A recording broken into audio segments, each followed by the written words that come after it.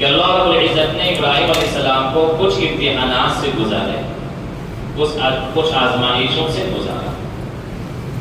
یاد رکھیے مقام و مرتبہ جب اللہ کسی کو دینا چاہتا ہے تو اس کو آزمائشوں سے گزارتا ہے۔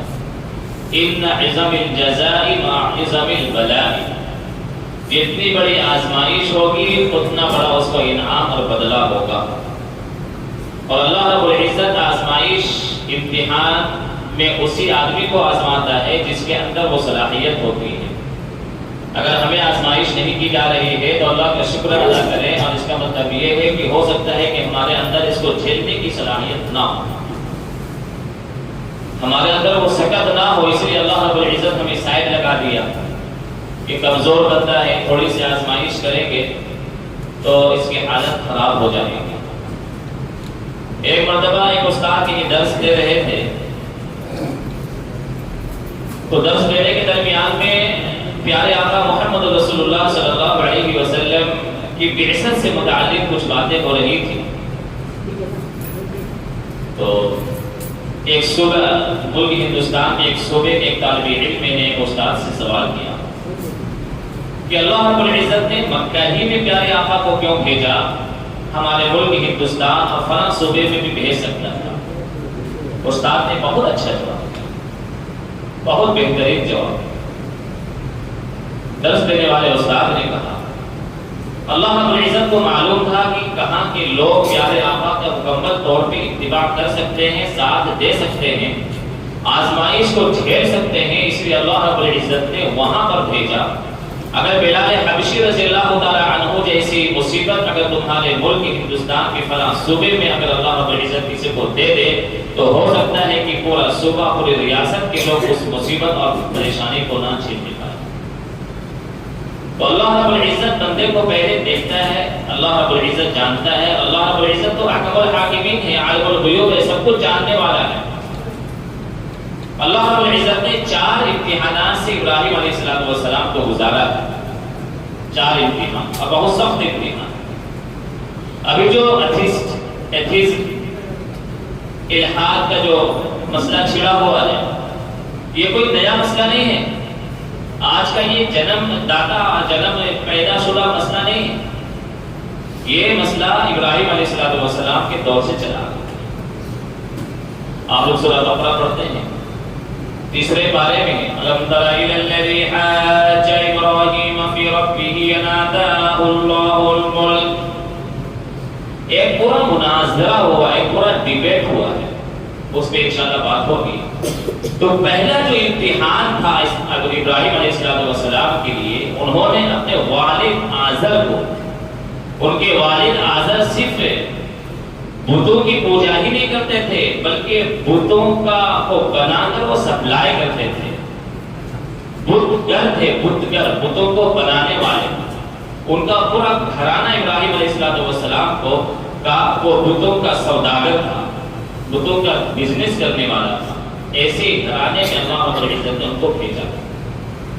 سخت حالات میں جو آدمی تب کر جب بنتا ہے تو اللہ رب العزت اس کے ذریعے سے پھر فیض کو بھی عام فرماتا ہے، فائدے کو بھی عام فرماتا ہے۔ پہلی آزمائش کی ابراہیم علیہ السلام نے آنکھیں کھولی، اپنے والد صاحب کو توحید کی دعوت دی۔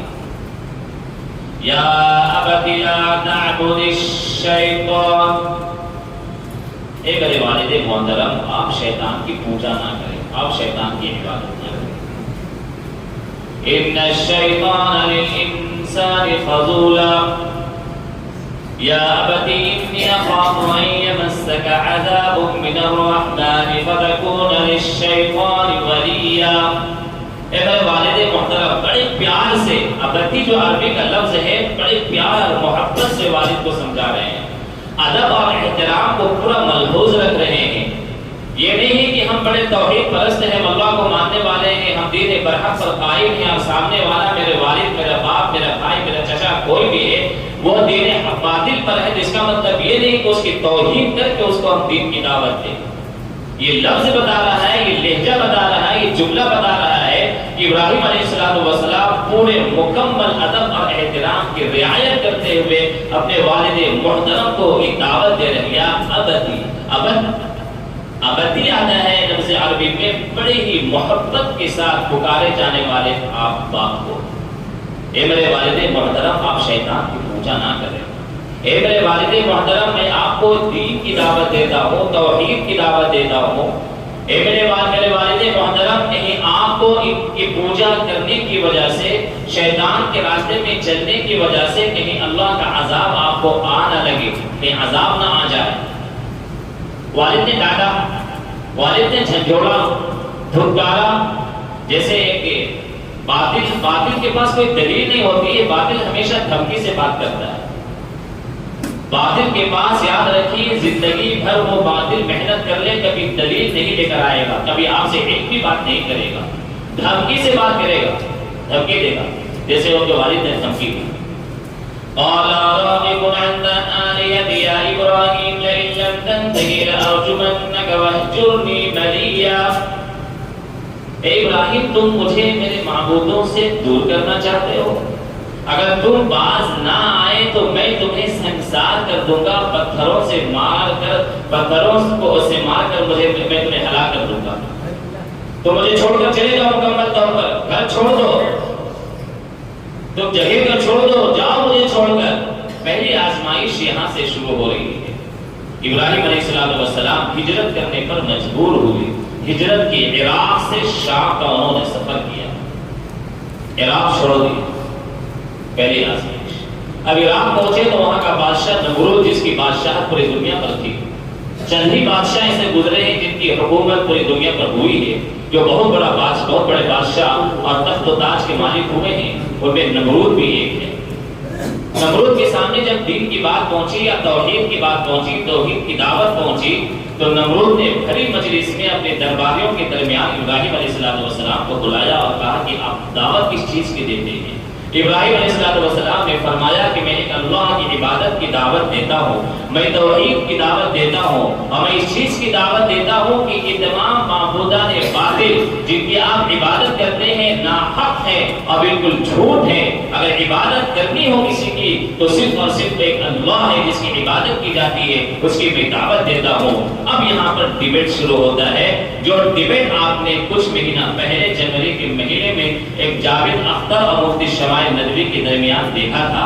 میرے بھائیوں اور دوستوں، اگر اس ڈیبیٹ میں میں رہتا اور مجھ سے مفتی جاوید اختر کہتا کہ اللہ کون ہے، اللہ کا وجود نہیں ہے، تو میں ایک ہی جواب دیتا کہ یہ اللہ کی کرشمہ ہے، اللہ کی قدرت ہے کہ چند سیکنڈوں کے اندر، چند منٹوں کے اندر ایک نامعلوم شخص مفتی شمائل کو نامور، مشہور اور باعزت بنا دیا۔ پوری دنیا نے عزت کی، اور عرب سے لے کر ایران سے لے کر عراق سے لے کر عرب سے لے کر عمان سے لے کر دبئی اور قطر اور دوحہ اور قطر میں مفتی شمائل کو دعوت دی گئی، بڑے بڑے علماء کرام نے استقبال کیا، بڑی بڑی ترویج دی گئی، اللہ رب العزت نے راتوں رات پوری دنیا میں فیمس اور مشہور کیا، اور تم جیسے تو دنیا میں ہیرو بنتے تھے، لوگ تمہیں آنکھوں کا سرما اور آنکھوں کا تاج بنائے ہوئے تھے، راتوں رات تمہیں ایسا ذلیل کیا کہ تم پھر دوبارہ کسی کے سامنے منہ دکھلانے کے لائق نہیں رہے۔ یہ کرنے والی ذات اللہ کی ہے، اور یہ اعلان کرتا ہے یہ ڈیبیٹ اللہ موجود ہے۔ ایسا تھوڑی ہوتا اپنے آپ کو جیت گئے، اپنے آپ ہار گئے، اپنے آپ کو پوری دنیا میں مقبول ہو گئے، اپنے آپ پوری دنیا میں یہ آدمی ذلیل و خوار ہو گیا۔ جو آدمی اپنے آپ کے علم کا سورما کہتا تھا، اللہ رب العزت نے ایسا ذلیل کیا کہ مفتی شمائل ندوی جب انگلش بول رہے تھے تو یہ آدمی بولنے پر مجبور ہوا کہ مفتی صاحب آپ تھوڑا سا ایزی اور آسان انگلش بولیے، آپ جو بول رہے ہیں مجھے سمجھ میں نہیں آ رہا ہے، اس کا مطلب کیا ہے؟ یہ کون کرا رہا تھا؟ اللہ رب العزت کرا رہے تھے۔ اللہ کی شان دیکھیے، وہی ڈیبیٹ جو ہے ابراہیم علیہ السلام نمرود کے درمیان ہوتا ہے۔ نمرود نے کہا دعوت کس چیز کی دیتے ہیں؟ ایک اللہ کی دعوت دیتے ہیں، وہ اللہ ہے، وہ ارحم الراحمین ہے، اور عبادت کا مستحق وہی ہے۔ اللہ کیا کرتا ہے؟ اللہ رب العزت ان اللہ یحیی و یمیت، اللہ رب العزت زندہ کرتا ہے، موت دیتا ہے۔ نمرود کیا کیا؟ ارے زندہ کرنا، موت دینا تو میرا بھی کام ہے، میں بھی کر سکتا ہوں۔ اپنے جیلر کو حکم دیا کہ جاؤ جیل کے اندر سے 2 لوگوں کو لے کر آؤ، 2 لوگوں کو لایا گیا، اور جس کو پھانسی کی سزا ملنی تھی اس کو چھوڑ دیا، جاؤ تم آزاد ہو، تمہیں زندگی دی دی جاتی ہے، اور جس کو آزادی ملنی تھی اس کو سب کے سامنے اس نے قتل کروا دیا، گردن اڑا دی، اور کہا کہ ابراہیم دیکھا کہ میں نے بھی ایک آدمی کو زندگی دے دی اور ایک آدمی کو میں نے موت دے دی، یہ کام تو میں بھی کر سکتا ہوں۔ ابراہیم علیہ السلام نے فرمایا کہ میرا رب وہ ہے، میرا رب وہ ہے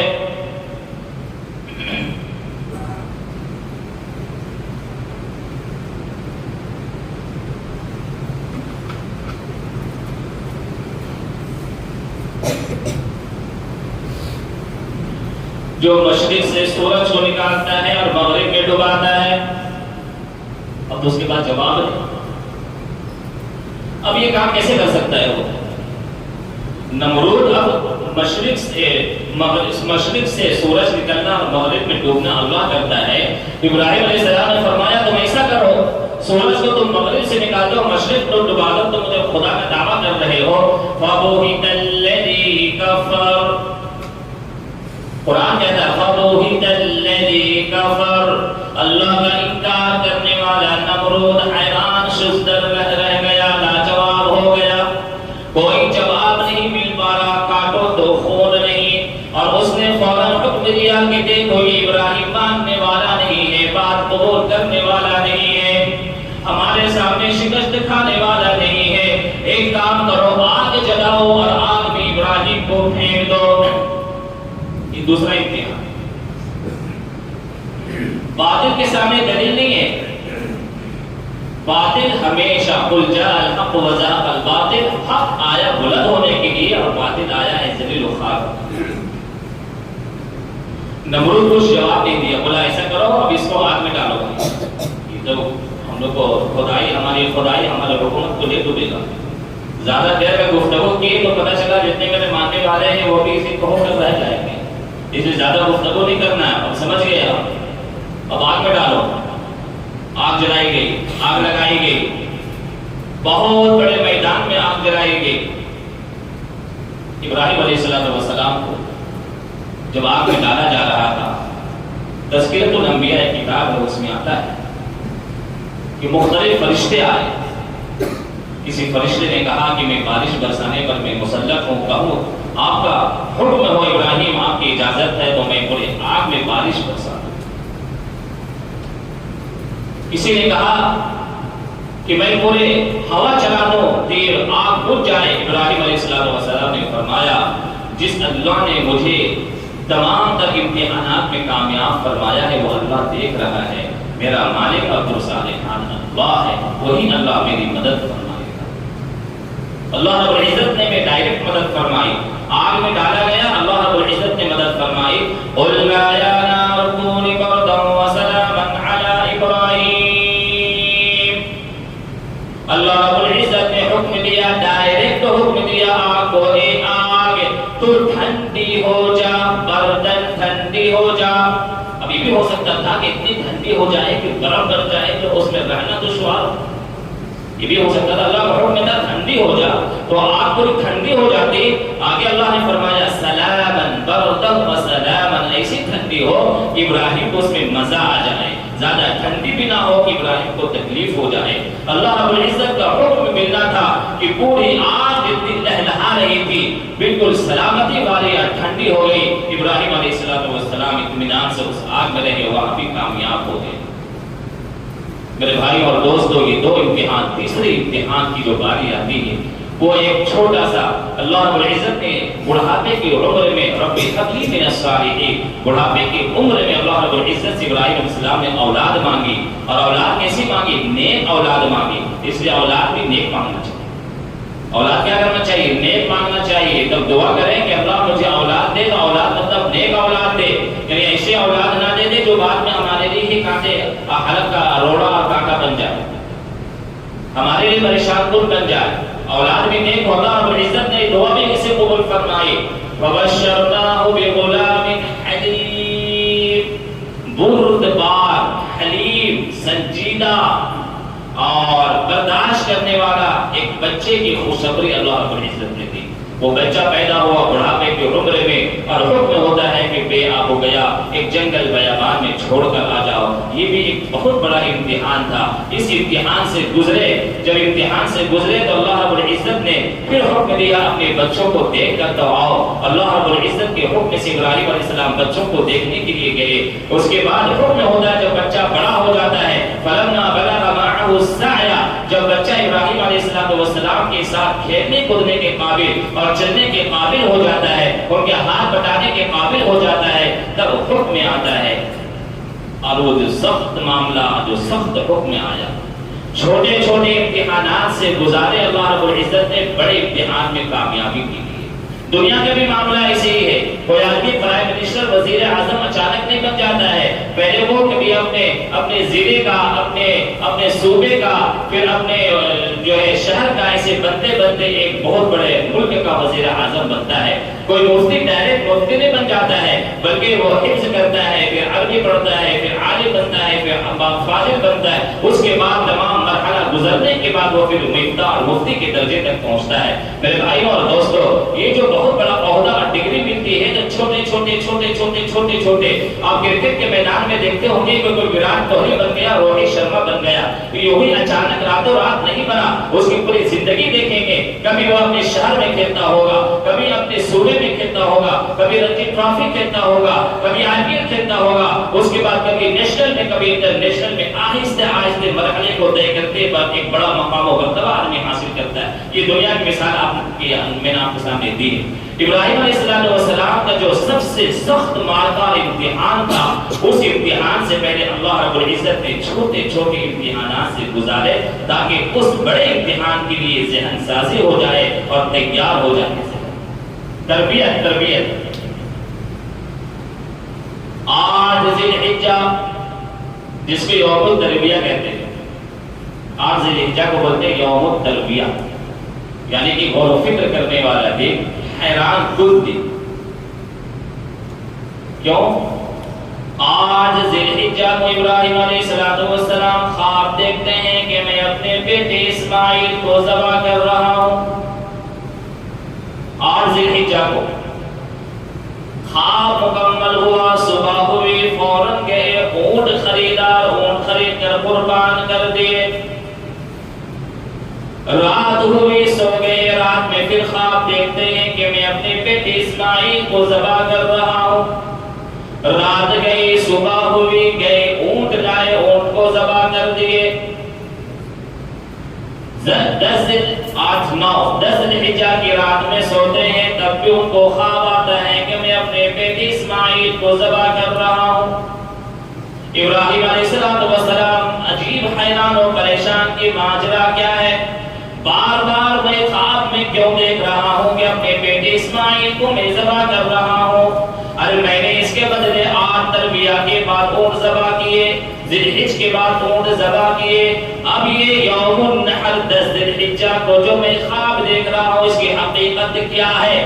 خواب مکمل ہوا، رات ہوئی، صبح کو ہوئی، اور اپنے بیٹے اسماعیل کو بلاتے فرماتے ہیں یا بنیا انی ارا فی المنام انی اذبحک فانظر ماذا تری، اے میرے پیارے بیٹے، میں رات میں خواب دیکھتا ہوں کہ میں تمہیں ذبح کر رہا ہوں۔ بیٹے کے سامنے خواب بیان کر رہے ہیں کہ جو تشریق ایام میں جو یہ تکبیر تشریق پڑھی جاتی ہے، اس کا میں بھی پس منظر کے قریب پہنچ رہا ہوں، کیوں پڑھی جاتی ہے؟ بیٹے کو خواب بیان کر رہے ہیں، اور بیٹا بھی کیسا؟ اسماعیل، باپ، نبوت اور نبی کی گود میں اور نبی کے پرورش و پرداخت میں پروان چڑھا ہوا بچہ، ماں بھی حاضرہ۔ اور اللہ رب العزت نے وہ جو مقام جو مکے کی سرزمین پہ آب و گیا سرزمین میں اسماعیل کی پرورش ہوئی ہے، نہ کوئی سہارا، نہ کوئی دانا، نہ کوئی آٹا، نہ کوئی غلہ، صرف اور صرف ایک اللہ کے سہارے میں اس بیٹی نے اپنے بچے کی پرورش کی ہے۔ یہ پرورش ہوئی تھی اسی دن کی امتحان میں کامیابی کی۔ اللہ رب العزت جو امتحان لینا تھا، یہ خواب والا امتحان، اسی امتحان کی کامیابی کے لیے پرورش ہو رہی پروسیس میں۔ بیٹے کے سامنے خواب بیان کرتے ہیں انی ارا فی المنام انی اذبحک فانظر ماذا تری،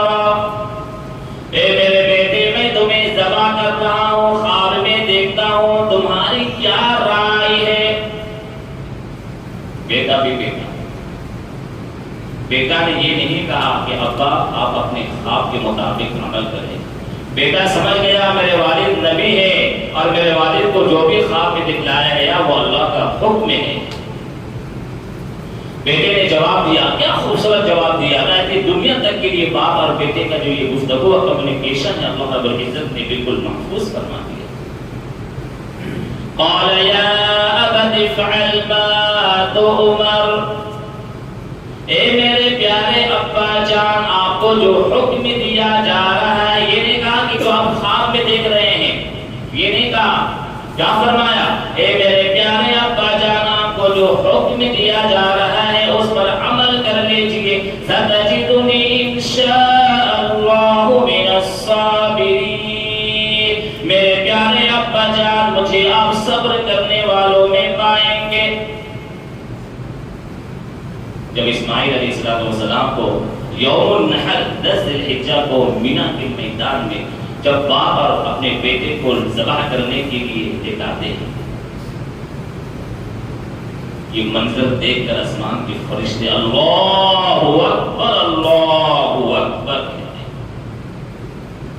یہ منظر دیکھ کر فرشتے آسمان کے ان کی چیخیں نکل جاتی ہیں، اللہ اکبر اللہ اکبر، اللہ بڑا بہت بڑا ہے، اللہ بہت بڑا ہے، اے اللہ تو اتنا بڑا ہے، باپ اور بیٹے کی قربانی کیا ضروری ہے۔ فرشتے گویا کہ ایک اعتراض اور سوال کر رہے تھے، آواز ابراہیم علیہ السلام کے کانوں تک ٹکراتی ہے، فرشتوں کی آواز، ابراہیم تو ابراہیم علیہ السلام نے کہا لا الہ الا اللہ واللہ اکبر، کوئی ذات اللہ کے علاوہ نہیں ہے، کوئی معبود اللہ کے علاوہ نہیں، اللہ اکبر، جو کچھ میں کرنے جا رہا ہوں یہ اللہ کا حکم ہے اور اس میں کسی کی دخل اندازی ناممکن ہے اور برداشت نہیں ہے۔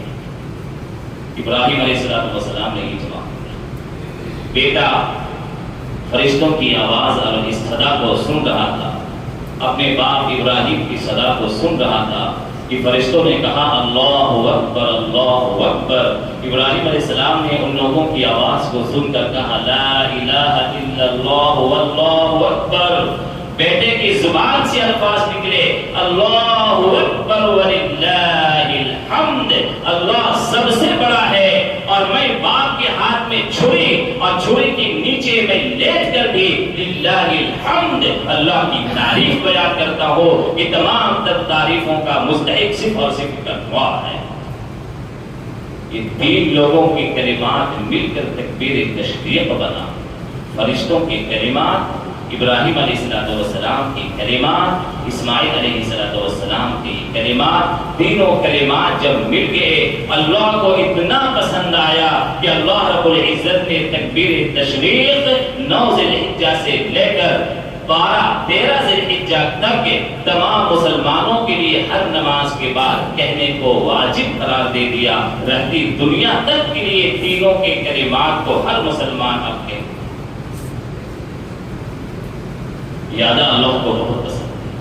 میرے بھائی اور دوستو، یہ امتحان میں بھی کامیابی ملی، چھری چلی، اللہ رب العزت نے جنت سے دمبے کو بھیجا اور اسماعیل علیہ السلام کو بچایا، لیکن جو قربانی ہوئی وہ نیت جو اپنے بیٹے کو ذبح کرنے کی تھی۔ میرے بھائی اور دوستو، اندازہ کیجئے کہ اسماعیل اور ابراہیم علیہ السلام نے اللہ کے حکموں کو کس انداز سے لیا ہوگا، اپنے پورے حکموں، اپنے پوری خواہشات اور جذبات، اپنی تمناؤں آرزوؤں کو صرف اور صرف اللہ کے حوالے کر دیا تھا۔ آج ہم بھی جب چھری چلاتے ہیں، آج ہم بھی جب قربانی کرتے ہیں، انی وجہت وجہی للذی فطر السماوات والارض حنیفا وما انا من المشرکین، کہ میں اپنے روح کو، میں اپنے جذبات کو، میں اپنے خواہشات کو، میں اپنے تمناؤں کو، میں اپنے آرزوؤں کو صرف اور صرف اللہ کے لیے قربان کرتا ہوں۔ میں جانور قربان کر رہا ہوں، میں جانور کے اوپر چھری چلا رہا ہوں، لیکن اپنی خواہشات میں چھری چلا رہا، اپنے جذبات میں چھری چلا رہا، اپنے آرزوؤں تمناؤں پر میں چھری چلا رہا۔ میرے بھائی اور دوستو، جب ایک مومن ایک جانور کے اوپر ذبح کرتا ہے، چھری چلاتا ہے، اس کی زندگی میں یہ تبدیلی ہونی چاہیے، تصور ہونا چاہیے۔ اسماعیل اور ابراہیم علیہ السلام کو اس قربانی کا مکمل نقشہ ہونا چاہیے، تب کہیں جا کر ہماری قربانی بھی قبول، قبول ہوگی اور ہمارے اندر انقلاب اور تبدیلی بھی آئے گی۔ میرے بھائی اور دوستو، جب ایک مومن ایک جانور کے اوپر ذبح کرتا ہے، چھری چلاتا ہے، اس کی زندگی میں یہ تبدیلی ہونی چاہیے، تصور ہونا چاہیے۔ اسماعیل اور ابراہیم علیہ السلام کو اس قربانی کا مکمل نقشہ ہونا چاہیے، تب کہیں جا کر ہماری قربانی بھی قبول ہوگی اور ہمارے اندر انقلاب اور تبدیلی بھی آئے گی۔ اللہ رب العزت نے یوں ہی قربانی کو واجب تھوڑی قرار دیا کہ جانور تم ذبح کرو جاؤ اور اسے گوشت کھاؤ، اس لیے واجب قرار نہیں دیا میرے بھائی اور دوستو۔ وہ اسماعیل علیہ ابراہیم کی ادا تھی، اللہ کو پسند آئی، اور ہر مومن کے جب وہ قربانی کرتا ہے اسی تصور کے ساتھ کرے، اسی جذبے کے ساتھ کرے، اسی نفسانی خواہشات کو قربان کرے سب سے پہلے، ورنہ ہم پتہ چلا قربانی پہ قربانی کیے جا رہے ہیں، حسد ہمارے اندر، جلن ہمارے اندر، تکبر ہمارے اندر، گھمنڈ ہمارے اندر، بدتمیزی ہمارے اندر، بد احترامی ہمارے اندر، بڑوں کا ادب احترام کے نام کی کوئی چیز نہیں ہمارے اندر۔ ان تمام چیزوں کی صفات کے ساتھ اگر ہم قربانی کر رہے ہیں اور سالوں سے ہم قربانی کر رہے ہیں اور ہمارے اندر کی یہ جو خرابیاں ختم نہیں ہو رہی ہیں، گویا کہ ہم اس جذبے سے نہیں کر رہے ہیں جو جذبے اللہ کو مطلوب اور مقصود ہے، وہ جذبہ اللہ کو مطلوب اور مقصود ہے۔ اللہ رب العزت کو یہ ادا بہت پسند آئی، اور رہتے دنیا تک کے لیے تکبیر تشریف ہو یا قربانی ہو یا صفا مروہ کی سعی ہو، اللہ رب العزت نے ایک واجب اور شعائر قرار دے دیا رہتی دنیا تک کے لیے۔ اور اللہ رب العزت نے جو قربانیوں اور آزمائشوں سے جو گزارا ہے ابراہیم علیہ السلام کو، تو اس کا مقصد کیا تھا؟ سارے انسان اور سارے کائنات آدم اور ابراہیم علیہ السلام سے لے کر رہتی دنیا تک کے لیے امام بنانا تھا۔ انی جاعلک للناس اماما، اے ابراہیم میں تمہیں لوگوں کے لیے امام بنا رہا ہوں، یعنی کہ ملت ابراہیمی اب چلے گی، ملت ابراہیمی، طریقہ ابراہیمی، اسی کا ایک سلسلہ شریعت محمدیہ بھی ملت ابراہیمی کا ایک سلسلہ ہے۔ میرے بھائی اور دوستو، اللہ تعالی ہم لوگوں کو صحیح سمجھ عطا فرمائے۔